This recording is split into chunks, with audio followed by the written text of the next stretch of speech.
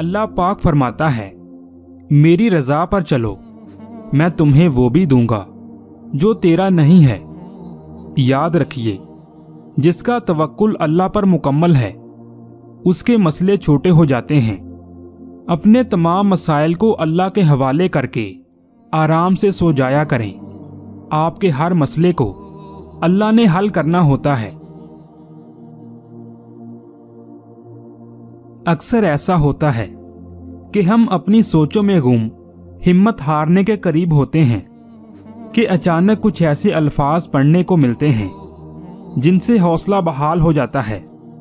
یہ اللہ کی طرف سے ہوتا ہے، وہ ہمیں امید کی کرن تھما دیتا ہے۔ مانگنے کی شدت قبولیت کی سب سے بڑی دلیل ہے۔ تمہاری مسلسل دعائیں تمہارا مقدر مکمل بدل دیتی ہیں۔ جو پتھر میں کیڑوں کو پال سکتا ہے وہی کوئی رستہ نکال سکتا ہے۔ وہ جو کن فیکون کا مالک ہے ایک وہی ہے جو یہ مصیبت ٹال سکتا ہے۔ اور اللہ کے سوا نہ تو تمہارا کوئی دوست ہے اور نہ ہی کوئی مددگار۔ اخلاق کا اچھا ہونا اللہ سے محبت کی دلیل ہے۔ دلی سکون کے لیے یہی کافی ہے کہ کوئی ہمارا ساتھ دے یا نہ دے، اللہ تعالیٰ ہر وقت ہمارے ساتھ ہے۔